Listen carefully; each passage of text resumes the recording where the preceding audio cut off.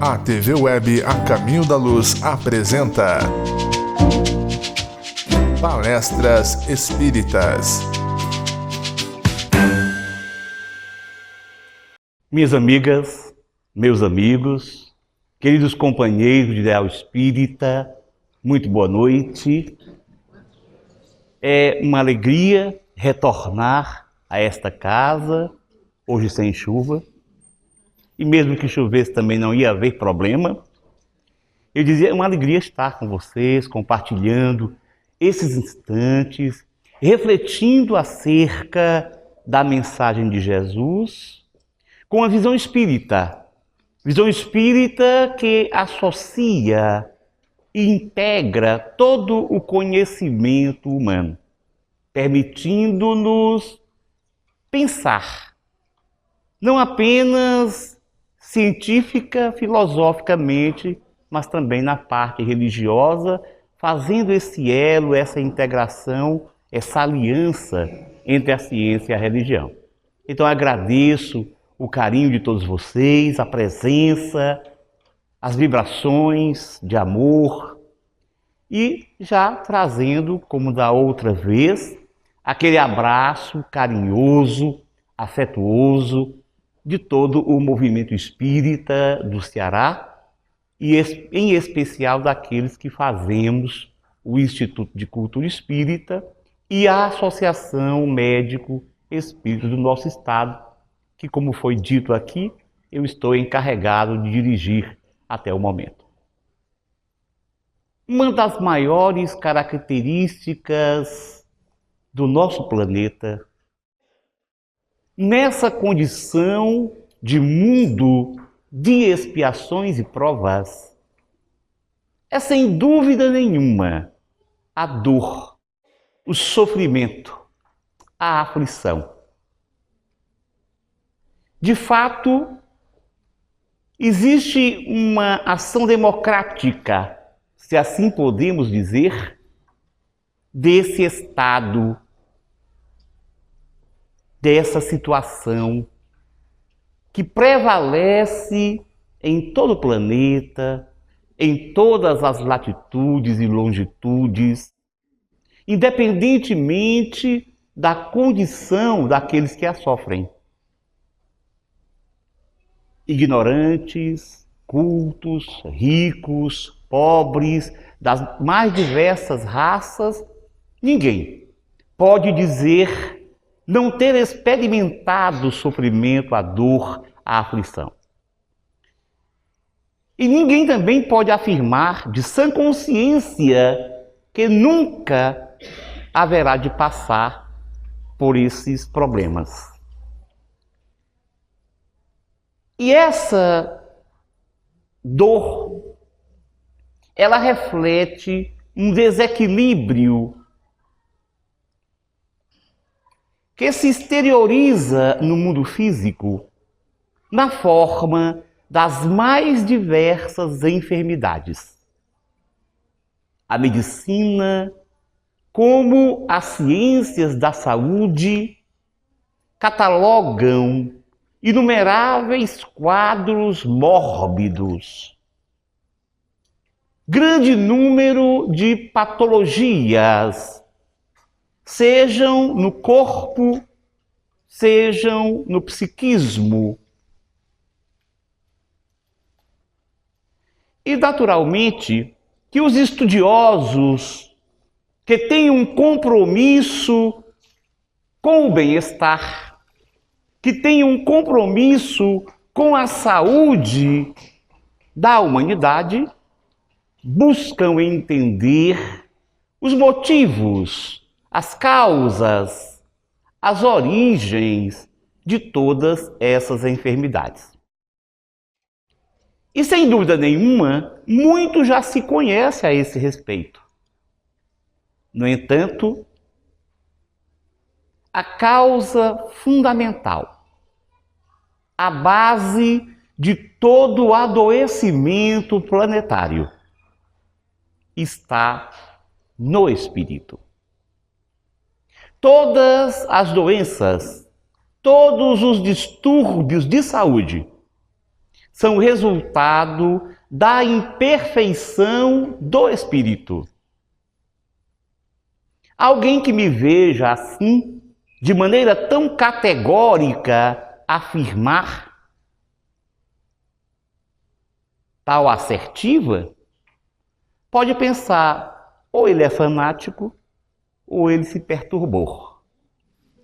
Porque sendo médico, de certo que sabe, que estudou as diversas razões da problemática de saúde, as causas desse grupo, desse grupo de doenças, de patologias, e como afirmar assim, de maneira tão assintosa, que a causa de todas as doenças está no espírito.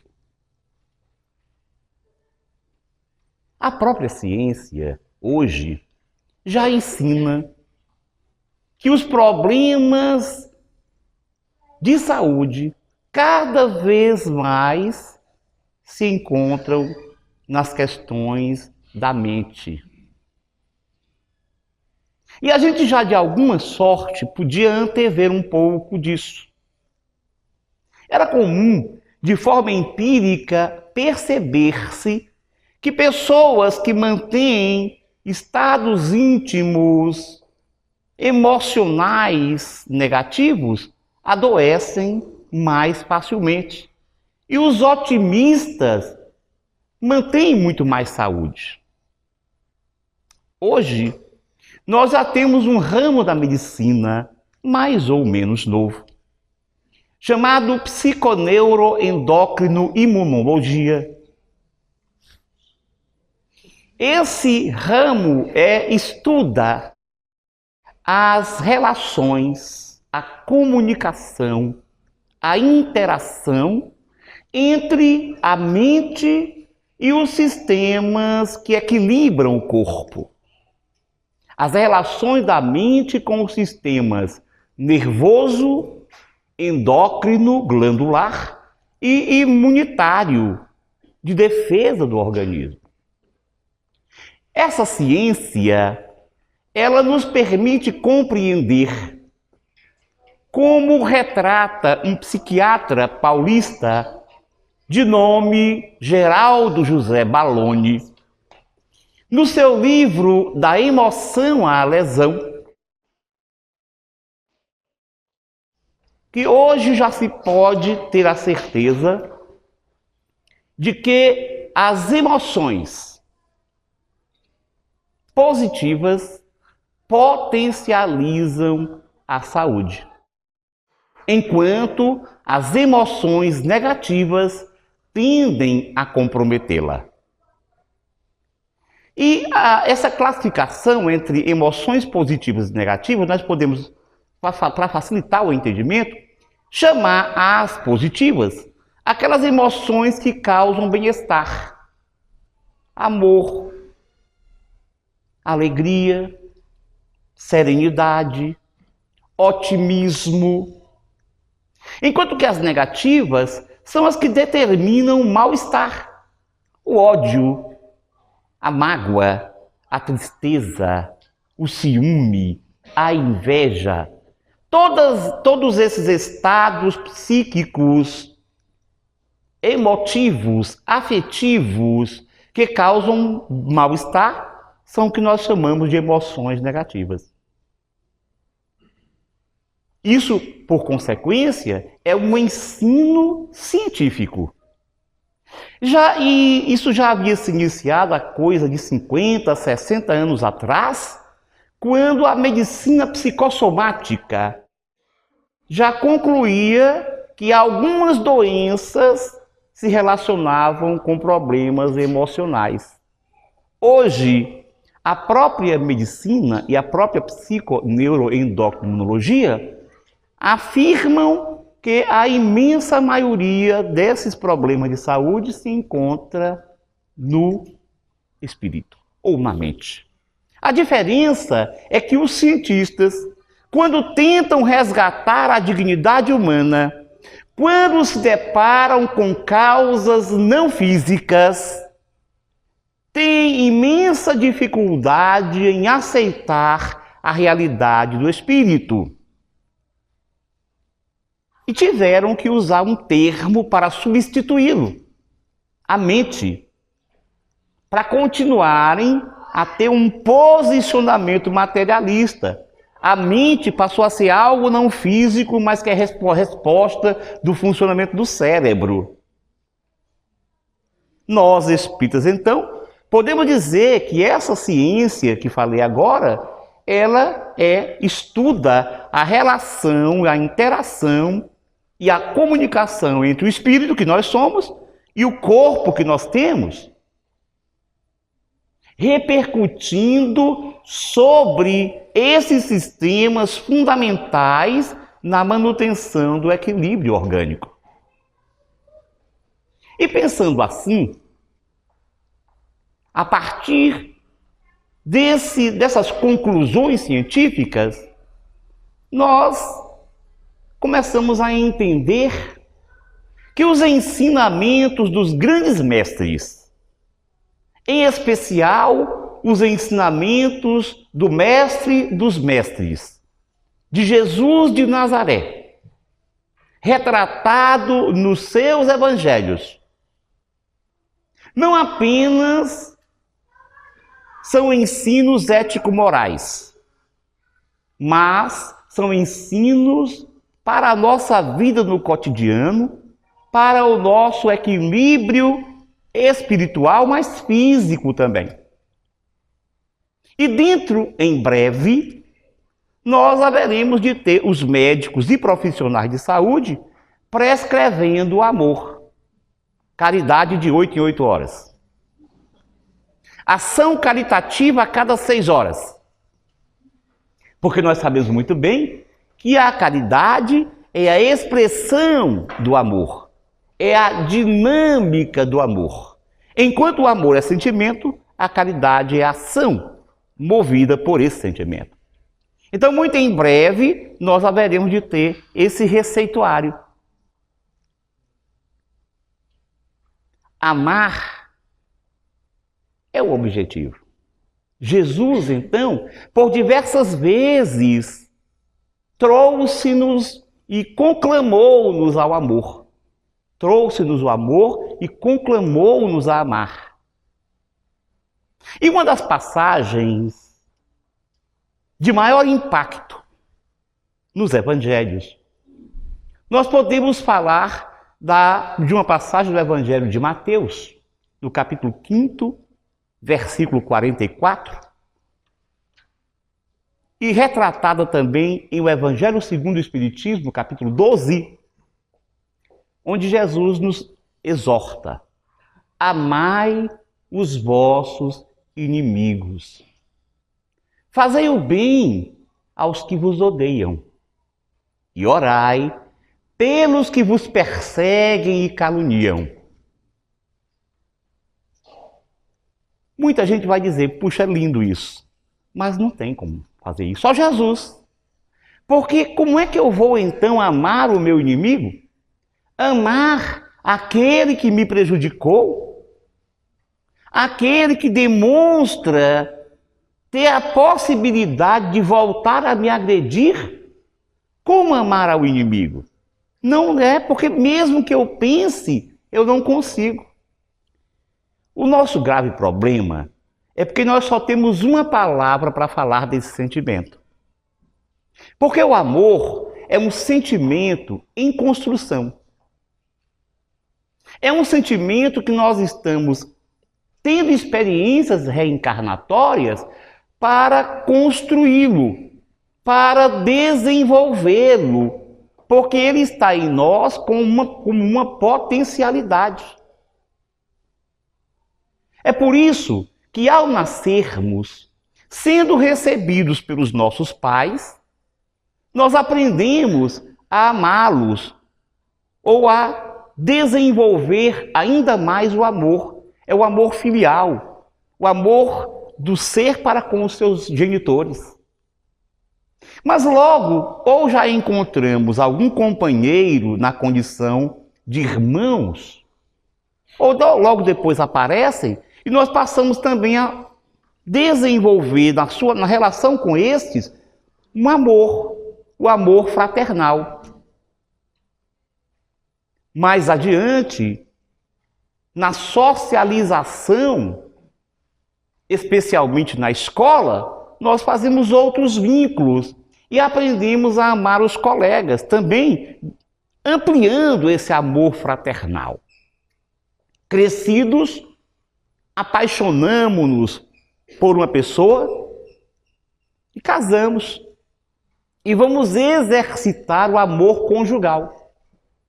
Vêm os nossos filhos e nós passamos a desenvolver, trabalhar o amor paternal, maternal. E assim nós seguimos a vida, seguimos na vida, com todas as possibilidades de conquistar, de desenvolver esse sentimento que nos caracteriza como seres divinos, que nos caracteriza como filhos de Deus. Agora eu pergunto para vocês, o amor que nós temos pelos nossos pais é o mesmo que nós temos pelo nosso marido, pela nossa esposa? Naturalmente que não, mas são amores, são formas de amar. O amor que temos pelos filhos é o mesmo que temos pelos irmãos? Sem dúvida que não, mas tudo é exercício do amor. Isso se faz para que possamos experimentar diversas relações afetivas, para que num futuro mais distante façamos uma integração de tudo isso e cheguemos ao patamar do amor incondicional, do amor ágape, dito pelos primeiros cristãos, referindo-se naturalmente àquele amor maior de que temos notícia entre encarnados, que foi o amor de Jesus por nós. Ora, se nós temos várias formas de amar, também o mesmo se dá em relação aos inimigos. E para nos tirar desse estado de dúvida e de perplexidade, o Espiritismo nos facilita a compreensão. Porque em O Evangelho segundo o Espiritismo, naquele capítulo 12, citado agora há pouco, no item 3, quando Allan Kardec explica essa passagem do Evangelho de Mateus, ele nos esclarece fabulosamente, dizendo: amar aos inimigos não é ter por eles o mesmo afeto que temos por um amigo. Porque é um sentimento natural. Amar aos inimigos é não lhes ter ódio, nem rancor, nem desejo de vingança. É perdoar-lhes sem segundas intenções e incondicionalmente pelo mal que nos fizeram. Aí alguém pode falar: puxa, eu estava tão estimulado pensando, puxa, amar ao inimigo não é a mesma coisa de amar a um amigo? Eu já vou poder fazer isso? Mas quando você falou esse finzinho, esse finalzinho de perdoar sem segundas intenções e incondicionalmente, já piorou tudo. Porque eu não sei se é pior amar ao inimigo ou perdoar. Então eu vou continuar na mesma situação. E, no entanto, a ciência, como falei no início, demonstra claramente a necessidade de perdão. Existem células no nosso organismo que elas são responsáveis por manter a saúde. Um pesquisador, aliás, um casal de pesquisadores norte-americanos, o casal Simonton, Carl Simonton e Stephanie Matthews Simonton, são vanguardeiros na pesquisa em oncologia, a especialidade que trata, que estuda o câncer.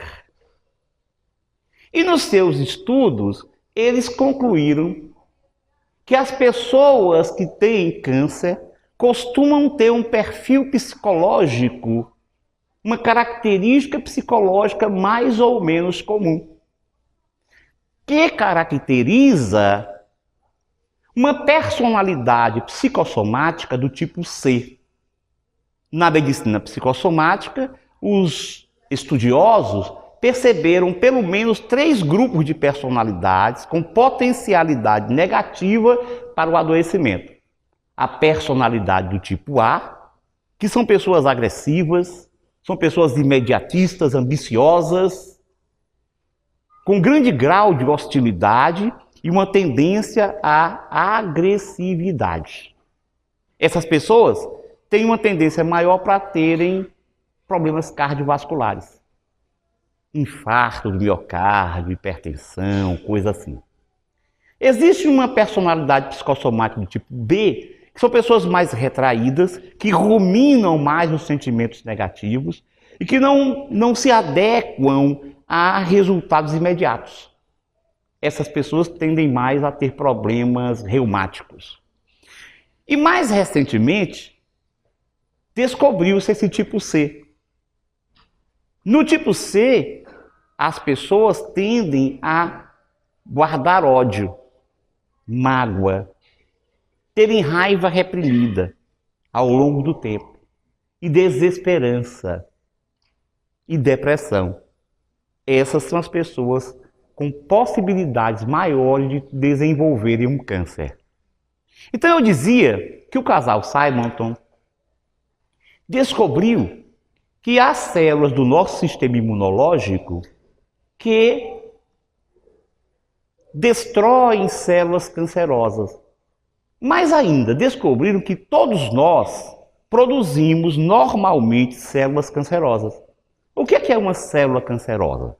É uma célula que deixa de submeter ao controle do corpo. Ela simplesmente passa a se multiplicar por conta própria, sem levar em consideração as informações do organismo para as necessidades desse organismo. Como ela cresce desordenadamente, fora de controle, ela então passa a competir com o corpo. Competir em espaço, competir em alimentação, em nutrição e assim por diante.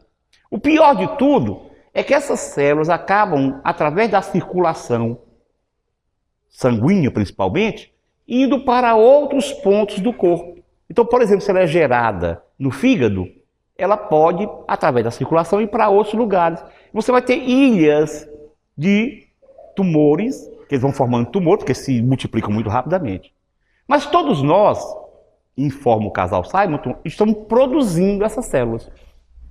Porém, no nosso sistema de defesa, existem células, as natural killer, que são células que destroem qualquer célula anômala. Pois os estados íntimos negativos, as emoções negativas, elas vão, pouco a pouco, alterando o funcionamento do sistema imunológico. O nosso sistema imunológico se torna incapacitado, tem a sua atividade reduzida e, em algumas situações, a pessoa vai ter problemas orgânicos. Claro que a depender do seu perfil psicossomático. Esse perfil psicossomático, por sua vez, ele reflete a nossa condição de espíritos. É o espírito que nós somos que constrói o corpo físico no momento da reencarnação, a partir do perispírito, e, consequentemente,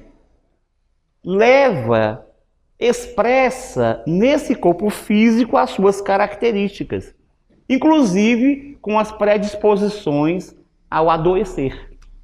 Por isso, algumas pessoas têm tendência a ter tal ou qual doença, outras doenças, diante da mesma situação. Por exemplo, em relação à personalidade do tipo A, Tem um cientista, um médico norte-americano, Redford Williams, que escreveu um livro chamado O Coração Confiante. Isso é uma tradução livre para o português, porque não foi traduzido.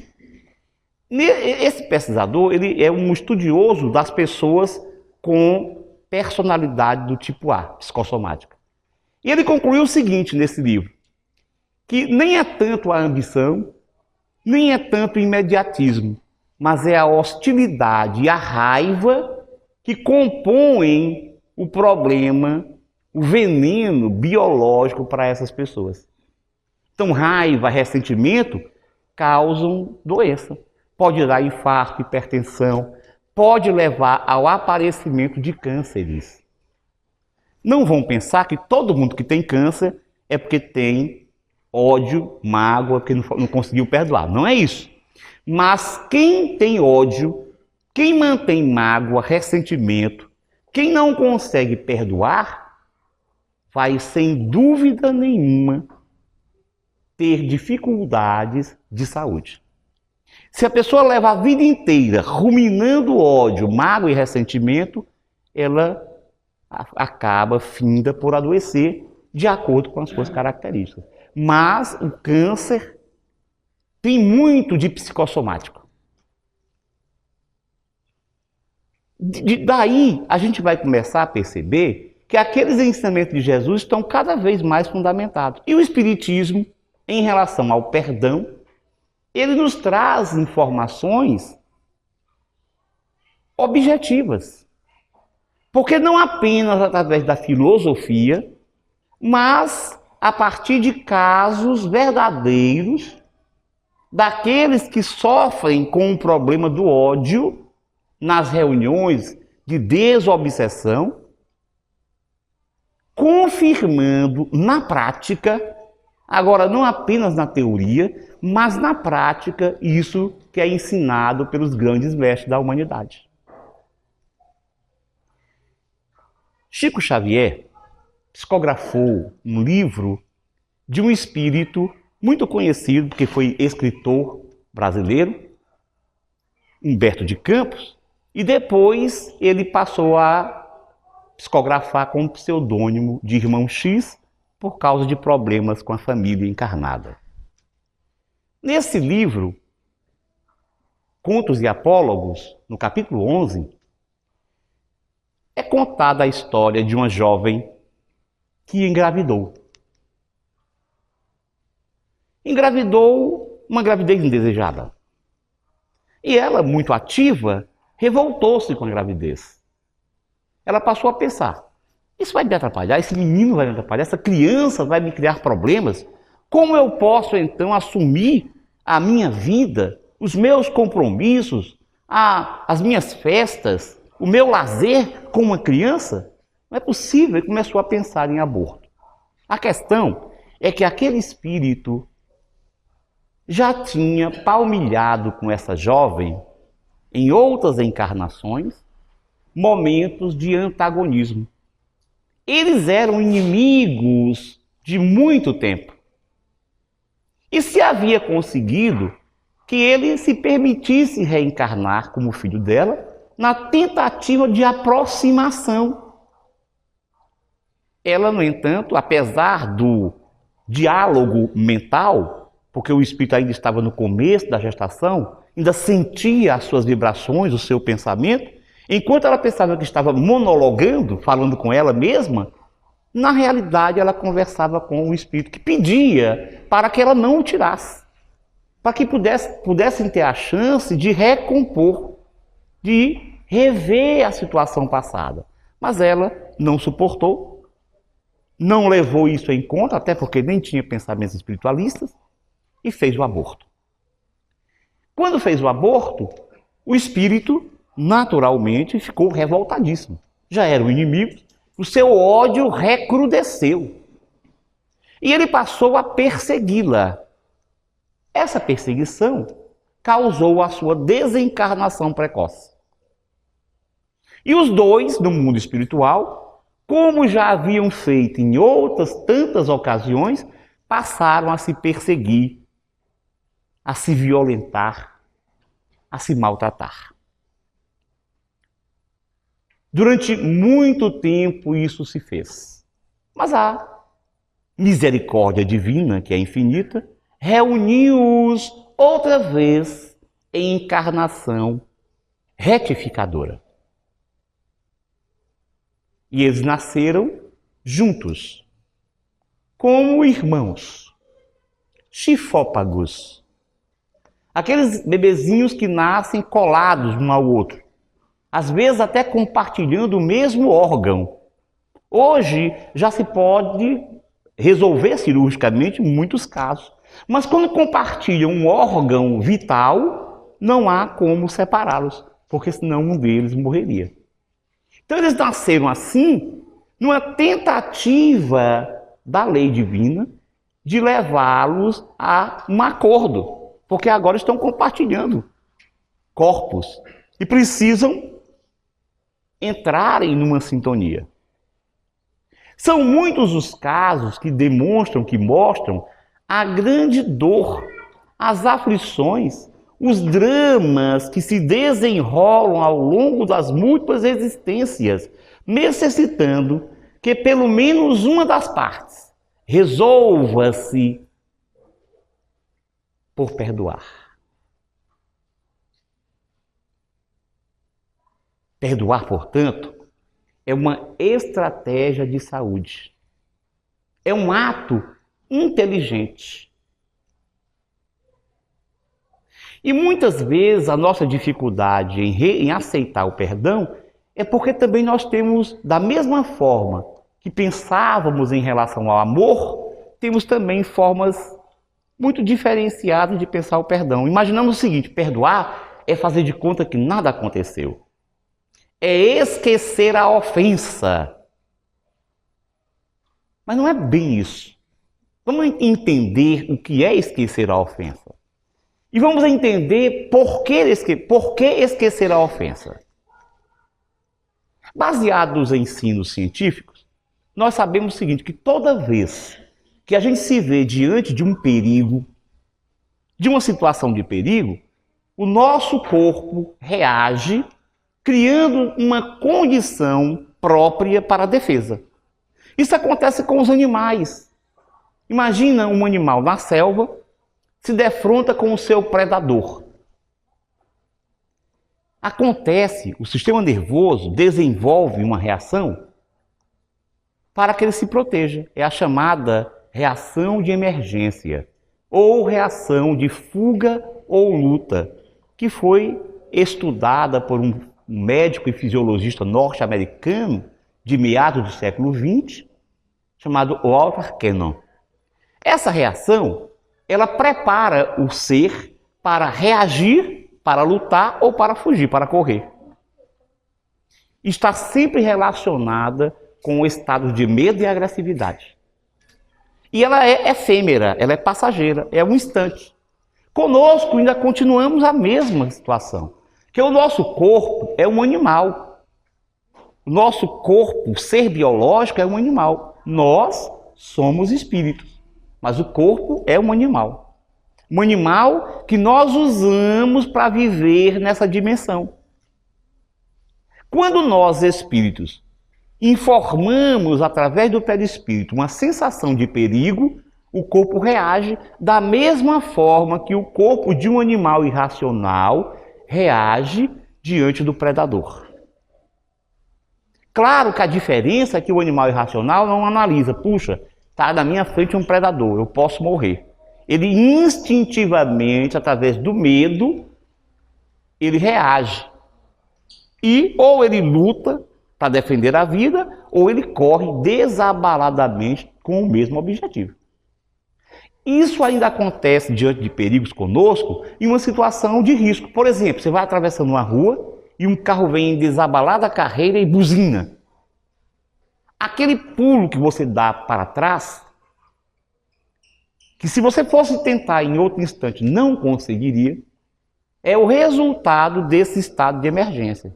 O que é que acontece nesse estado de emergência? Primeiro, aumenta a pressão arterial, aumentam os batimentos cardíacos, aumenta a respiração, Tudo isso para levar mais oxigênio para os músculos, para que os músculos sejam mais capazes de agir. Aumenta o açúcar no sangue, a glicose, também com esse objetivo. E nós vamos ter aumento de alguns hormônios, especialmente os hormônios produzidos por uma glândula chamada glândula suprarrenal. Adrenalina, noradrenalina, cortisol. Tudo com o objetivo de favorecer a defesa naquele instante, instantaneamente. O problema é que nós, que pensamos, que cogitamos, diante de outras situações que não põem em risco a nossa integridade física, mas que nós entendemos pôr em risco a nossa integridade psíquica, nós informamos para o sistema nervoso, que é o espírito que informa para o sistema nervoso, e o sistema nervoso reage como se estivesse correndo um verdadeiro perigo, um perigo objetivo. No meu livro, O Valor Terapêutico do Perdão, eu conto uma historinha. Você imagina uma situação. Imagina que você chega pela manhã no seu emprego, bem atrasado, e diante desse atraso, você já vem, imagina, preocupado com o atraso, quando você põe o pé dentro da empresa, o colega fala assim, ó, o homem quer falar contigo. Já imaginou? Chega nessa hora assim, o homem quer falar contigo. Você já vai logo nervoso. Quando chega na sala do seu chefe, ele nem manda você sentar. Ele já começa a desfiar todo um rosário de adjetivações no qual só não consta que você é bonito e bom. O resto é ali. Irresponsável, isso, aquilo. E você está ali, parado na frente do seu chefe. Quando isso ocorre, você sinaliza para o seu corpo, você espírito, você se sente agredido. Claro que não é uma agressão que põe em risco a sua vida, mas você se sente agredido. E essa informação vai para o corpo físico, vai para o sistema nervoso, que determina todas aquelas alterações. Então vai ter palidez, batimento cardíaco aumentado, respiração aumentada, tudo aquilo que a gente falou. Terminou o sermão do seu chefe, ele vai para o seu lugar. É claro que naquele instante você se contém porque você é cogitante. Você não... Imagina se você sair correndo, a vergonha. Ou então se vai bater no homem, é pior. Vai preso, é posto para fora. Então, você fica ali se contendo, se segurando. Volta para o seu lugar mais aliviado, depois do problema. Sentou no seu local de trabalho, você começa a remoer tudo aquilo que ele falou para você. Só que agora você fala também. Você diz assim, olha, que história está dizendo que eu sou o quê? Dizendo que eu tenho medo. Você começa a brigar com ele mentalmente. Mas quando você recebe todas aquelas informações, você revê, rememora, o nosso cérebro, ele não sabe o que foi ontem, o que é hoje e o que é amanhã. Ele não sabe se a coisa está acontecendo ou se você está criando. No momento em que a gente rememora a agressão sofrida, a nova reação de fuga ou luta. Passou o dia, você vai para casa. À noite, vai deitar, ao invés de repousar serenamente com a cabeça em seu travesseiro. O que você faz? Começa a puxar do dia a mesma situação. Outra vez a reação de fuga ou luta acontece. Pois é, essa reação de fuga ou luta, repetida desnecessariamente, que leva ao adoecimento. Um médico cirurgião de New Haven, em Connecticut, nos Estados Unidos, chamado Bernie Siegel, ele ensina no seu livro Amor, Medicina e Milagres, que foi um best-seller, que aqueles hormônios que são produzidos pela suprarrenal, as catecolaminas, noradrenalina, adrenalina, se elas se mantêm continuadamente em ação no nosso organismo, elas rebaixam o nosso sistema imunitário. Por isso é preciso esquecer a ofensa, não fazendo de conta que não aconteceu.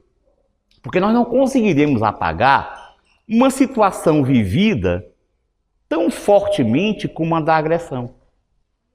Os neurocientistas concluem que a memória, a memorização, ela se faz com muito mais eficácia quando associada à vivência cognitiva do conhecimento, da ação mental, nós temos uma emoção. Quanto mais se associa essa vivência com a emoção, mais facilmente a memória se consolida. Então é claro que a gente não pode de uma hora para outra pegar uma borracha e passar, fazer de conta que não aconteceu. Então o que os espíritos querem dizer quando nos pedem para esquecer as ofensas? Significa que nós devemos nos libertar da ofensa. Nós precisamos deixar de ser reféns da agressão. Porque é isso que nós fazemos. Se eu acho, por exemplo, que aquela agressão que eu sofri é uma injustiça, mas se eu mantenho todo dia ou frequentemente a agressão na minha mente, eu estou permitindo que ela se repita. Então não é inteligente. E o que é esquecer a ofensa? É não permitir isso. Ah, mas eu não consigo. Consegue. O problema é que nós temos assim uma certa sensação sadomasoquista que vamos mantendo aquela coisa. Nós nos comprazemos em brigar com a pessoa mentalmente, sofrendo a ação negativa e revidando, entrando no estado de mágoa, ressentimento, de ódio. Então, toda vez que aquela agressão vier à mente, você diz, não. Já foi suficiente o que passou. E eu não me vou permitir ser agredido novamente. Nem que você tenha que se levantar da cama, se já estiver deitado, e direcionar sua atenção para outra coisa. No começo vai ser um tanto difícil.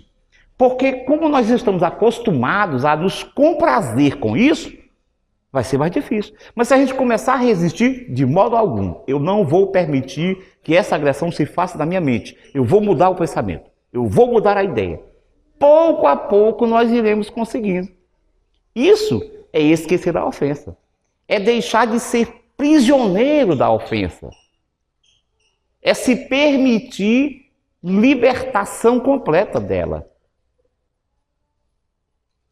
Porque, como nós falamos, já existe prova científica de que isso nos causa graves problemas de saúde. Então é inteligente. Como eu falei, é uma estratégia de saúde. Alguém pode perguntar, puxa, mas como é então que eu posso perdoar? Porque ainda continua o problema. Tudo bem, eu posso até lutar para não ficar revisitando o mal sofrido. Tudo certo. Mas será que não tem assim uma maneira de a gente começar a fazer um treinamento para se libertar e iniciar um processo de perdão? Porque perdoar é um dom que todos nós possuímos. Por que nós possuímos o dom de perdoar? Porque nós temos o dom de amar. E quem ama, perdoa. Quem ama, perdoa. Mas é preciso compreender o que é perdoar, eu dizia há pouco tempo. Porque essa coisa de pensar que é só fazer de conta que não existiu, venha lá de cá um abraço, meu irmão. Não é bem isso. É óbvio que se nós pudermos conseguir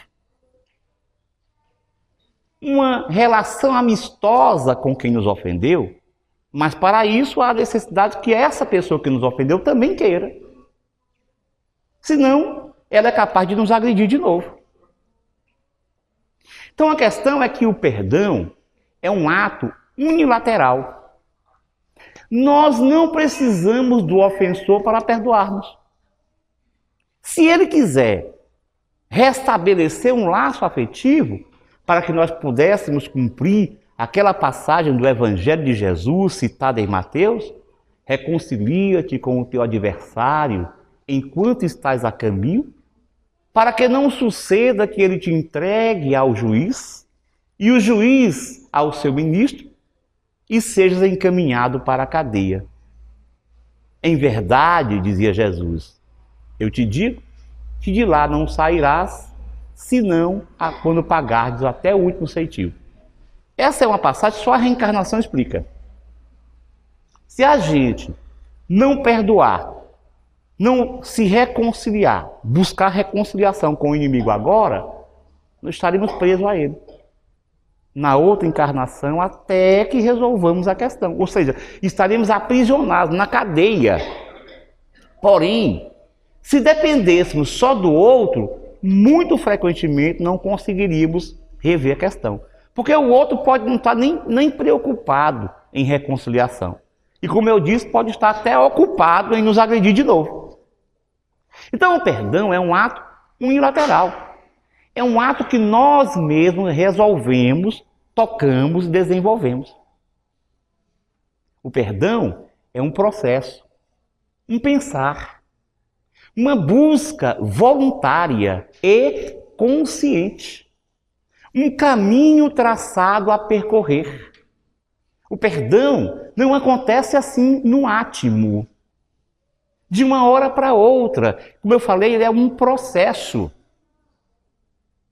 Existe uma terapeuta norte-americana chamada Robin Kazarjian, que escreveu uma obra com o título O Livro do Perdão, pela editora Rocco. E nesse livro, ela diz o seguinte: perdoar é uma decisão, é uma atitude, é um modo de vida. Não significa permanecer passivo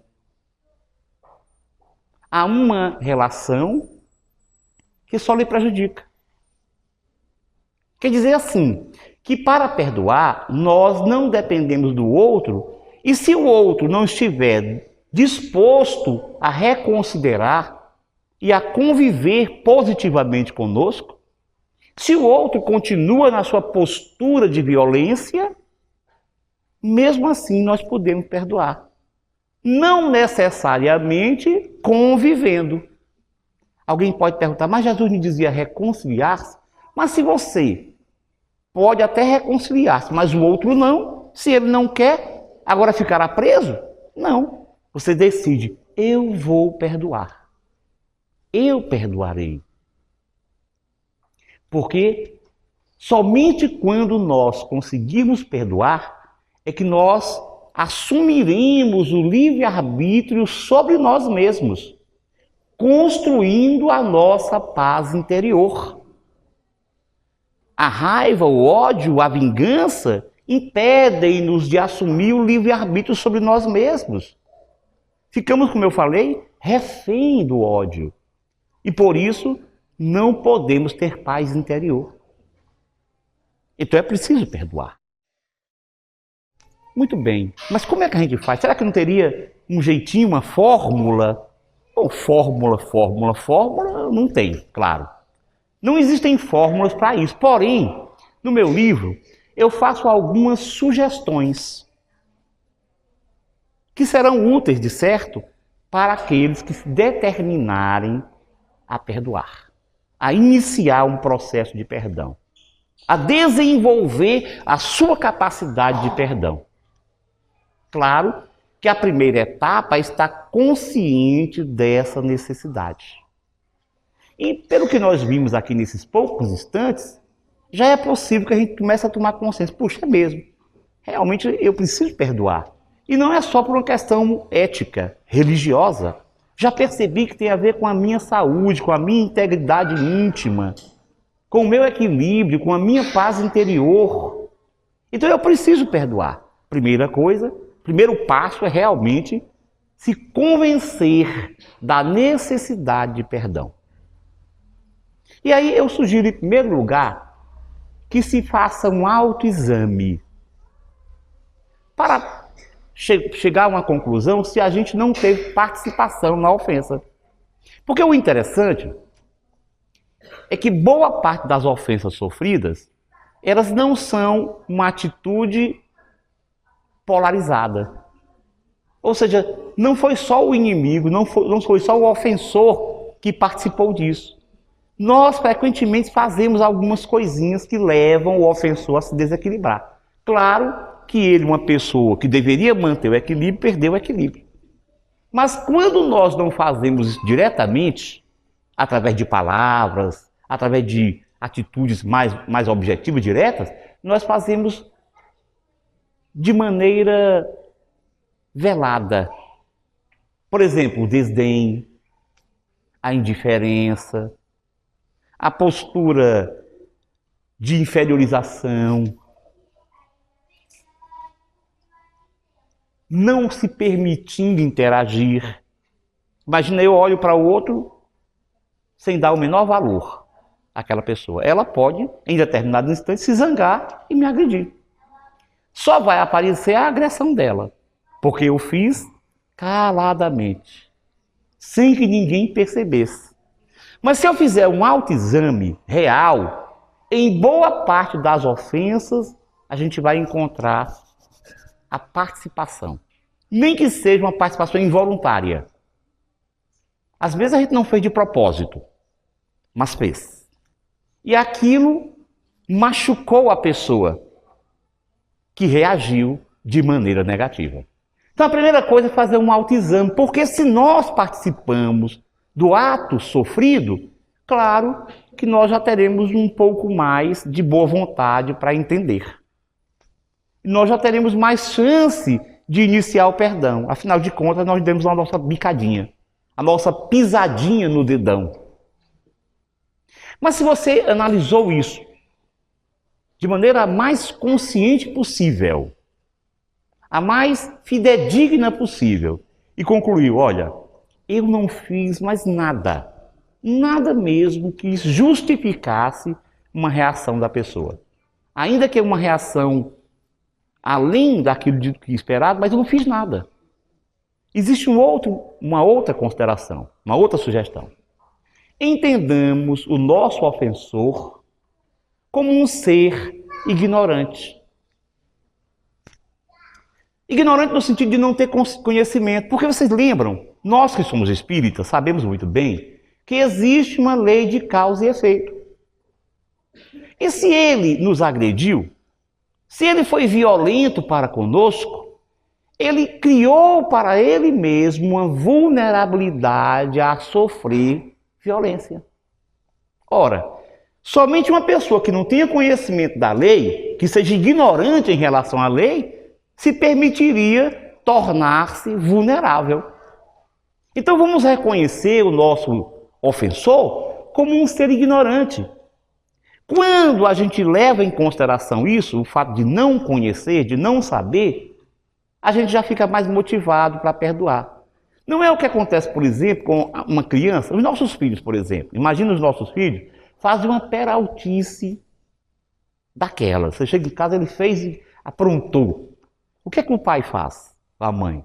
Naturalmente que vai lá e admoesta, e chama atenção e tal, ralha com ele. Mas no íntimo, às vezes, ele está rindo. Por quê? Porque ele pensa assim, é uma criança, não sabe o que está fazendo. Então consideremos o nosso ofensor como um ser ignorante, que não tem consciência das repercussões do seu ato. Uma outra sugestão é entender o ofensor como um ser enfermado. Que deve ser. O que é que nós sabemos do que vai no íntimo daquele que nos agrediu? Dos seus dramas pessoais, das suas dificuldades de relacionamento, dos problemas que traz de outras encarnações. O que é que nós sabemos? E quando alguém está enfermo, sofrendo muito, a gente aceita que ele se irrite. Se você vai visitar um amigo no hospital, um amigo seu no hospital, ele está muito doente, sofrendo muita dor. Ele se irrita com você, trata você mal, o que é que você pensa depois? Coitado dele, está tão doentinho, que até se irritou comigo, até me tratou mal. Você consegue perdoar, porque você entende a reação da pessoa. Então pensemos no nosso ofensor como sendo um espírito enfermo, que deve ser, para ter essa atitude assim tão desregrada, tão desequilibrada, de certo está enfermo. Entendamos como o espírito enfermo. Consideremos ainda que o nosso ofensor é um instrumento de prova para nós.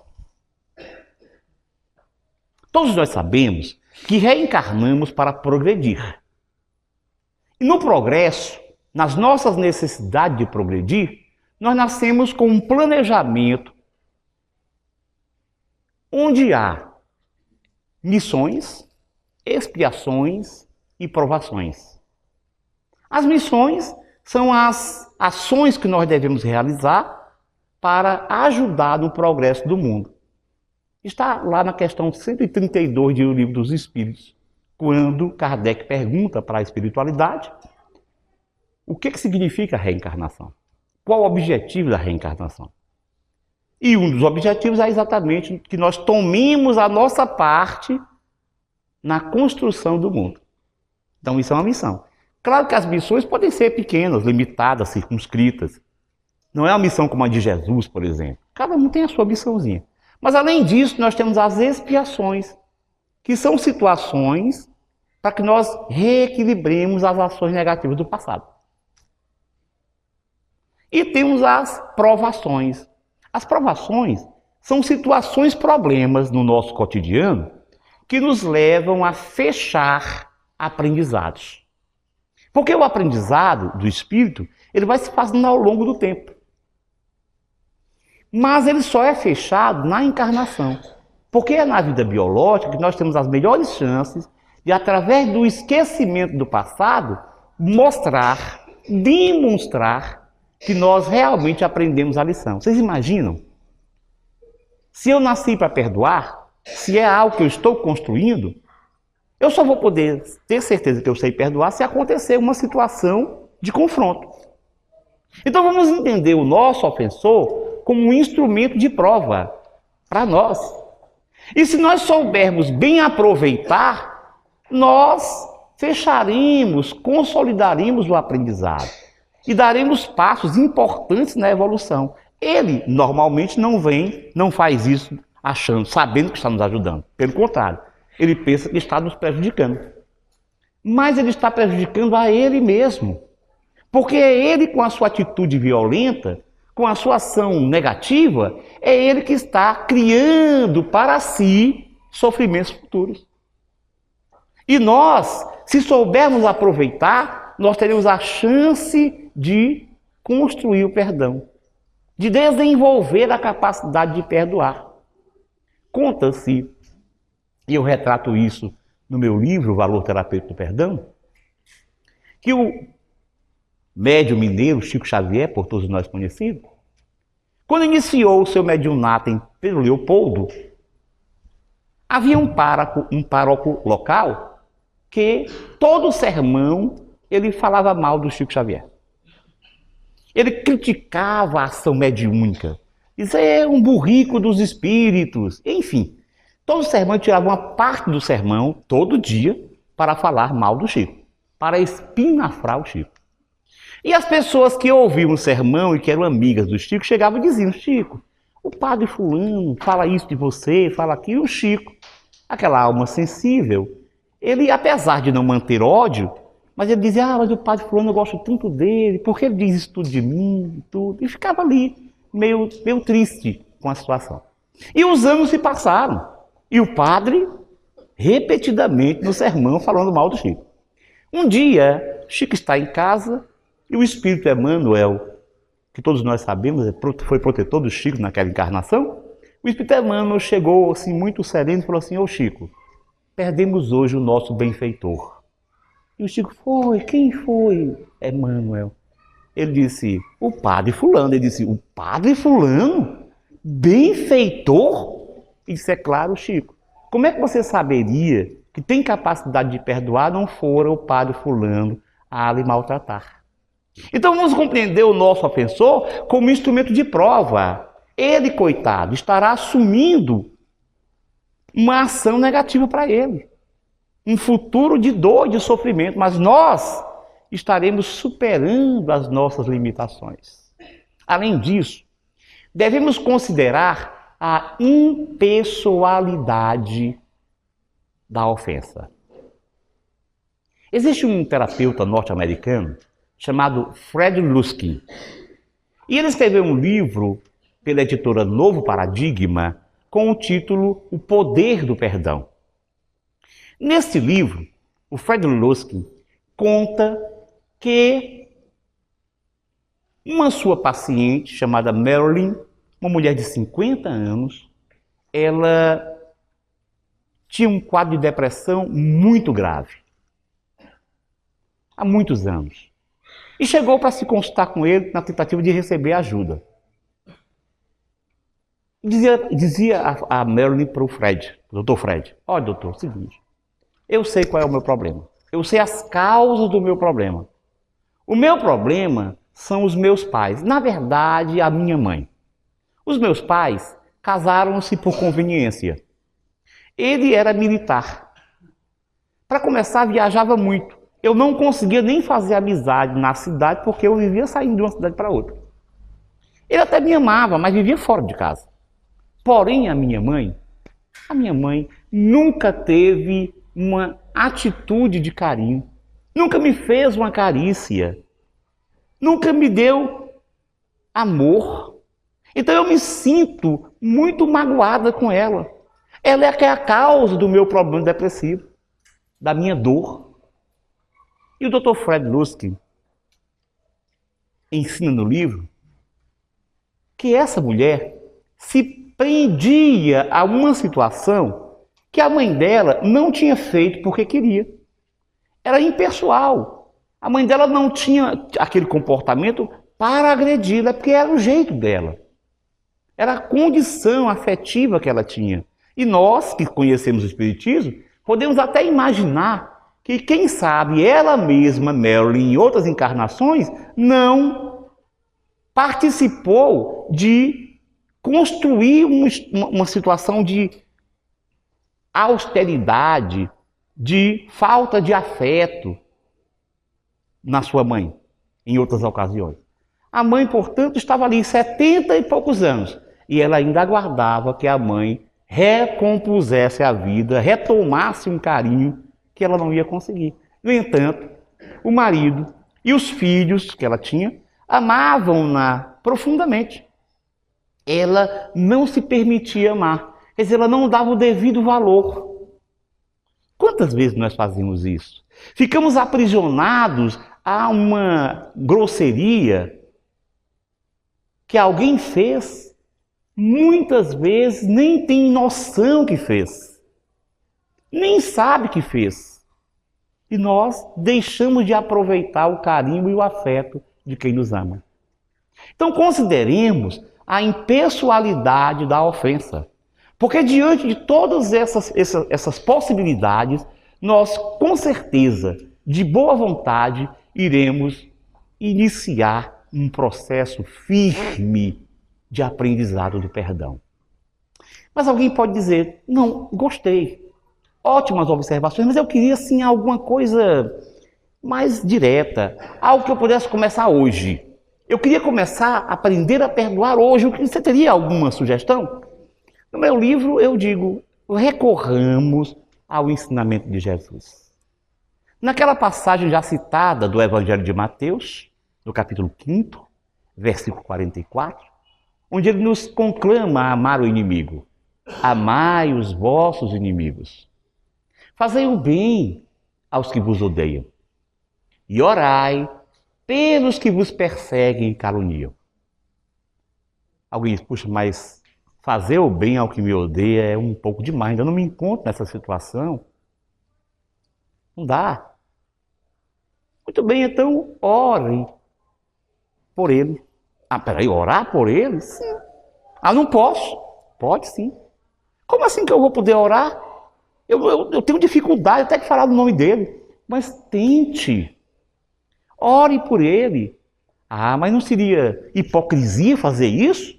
Não. Hipocrisia é quando a gente faz alguma coisa para enganar os outros. É quando a gente está tentando ter uma posição que é mentirosa. Mas se você tem vontade de perdoar, ainda que esteja com dificuldade, mas ore. Nem que tenha que orar de dentes cerrados. Senhor, faz alguma coisa por aquele desgraçado. Faz assim. Porque se você começar a se habituar, chega um instante que você começa a relaxar mais. Já começa a orar mais tranquilamente. E aí, quando a oração se fizer mais espontânea, quando você já conseguir trazer do íntimo da alma um sentimento melhor, a espiritualidade mesma vai se encarregar de fortalecer aquelas vibrações, aquelas energias direcionadas para o seu ofensor. Quem sabe, se ele, sendo tocado por essas vibrações, não reconsidera e não busca a reaproximação. Mas, digamos que ele nem se sinta com isso. Não tem problema. Como nós já falamos, o perdão é unilateral. Você vai conseguir. Continue orando. Continue trabalhando o perdão. Pouco a pouco você vai se direcionando para um estado de completa capacidade. Não é amanhã, mas depois de algum tempo. Porque a questão é que urge que nós aprendamos a perdoar. Nós temos uma necessidade imensa de aprender a perdoar. A falta do perdão é responsável por um grande número de mazelas no mundo. Desde as problemáticas familiares, onde o marido não consegue perdoar a mulher. Vocês sabem, o segredo para se manter um casamento por décadas e décadas é saber perdoar. Porque todos nós somos imperfeitos, vez ou outra, nós agimos de maneira negativa. Se não soubermos perdoar, não conseguimos manter uma relação positiva ao longo dos anos. E quantas vezes filhos com os pais, pais para com os filhos, irmãos para com irmãos, não se desentendem por bobagem e não conseguem perdoar, criando uma bola de neve que acaba separando a família, criando mal-estar e sofrimento. Além disso, a falta do perdão é responsável pelas dificuldades no dia a dia. Os grupos que se digladiam nas cidades, até mesmo as grandes guerras, por falta de perdão e de entendimento. Então eu digo que urge que nós aprendamos a perdoar. Aprender a perdoar para não mais ter que perdoar. Como é que é isso? Aprender a perdoar para não mais ter que perdoar? Sim. Porque embora o perdão represente um passo importante na nossa evolução como espíritos, só perdoa quem se sente agredido. E os espíritos mais elevados não se sentem agredidos. Veja, por exemplo, Mahatma Gandhi, o grande líder indiano, que foi assassinado com um tiro a queima-roupa, quando estava agonizando nos braços de um de seus discípulos. O discípulo aflito perguntou: Mahatma, você perdoa o seu ofensor, o seu assassino? Ele respondeu: não, meu filho, não perdoo. Mas Mahatma, você não perdoa? Ele disse: não, ele não fez nada contra mim. Ele fez contra ele mesmo. E Jesus, após ter sido condenado injustamente à morte, e morte de cruz, morte desonrosa na sua época, de ser agredido, surrado, maltratado, pregado na cruz, nas vascas da morte, exangue, cansado, com o corpo a pesar-lhe dolorosamente. Ele lança as vistas aos pés da cruz e encontra aqueles que se estão até olhando as suas vestes, vendo quem ficaria, jogando no dado as suas vestes, ele olha com grande amor, com muito pesar, e volta-se para o alto e diz: Pai, perdoai-os, porque eles não sabem o que fazem.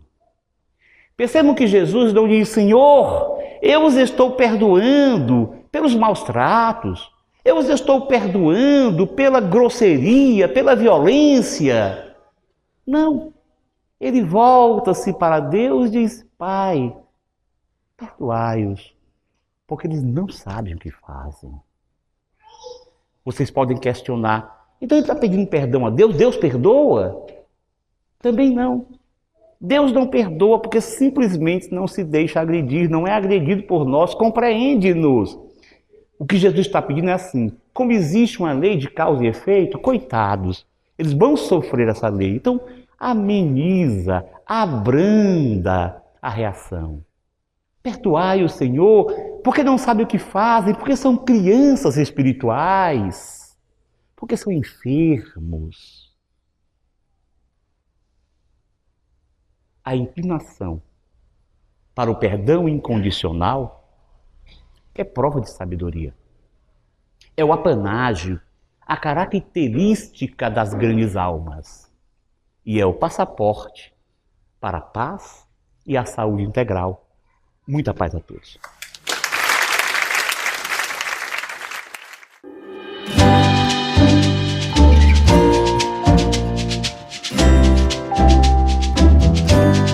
A TV Web A Caminho da Luz apresentou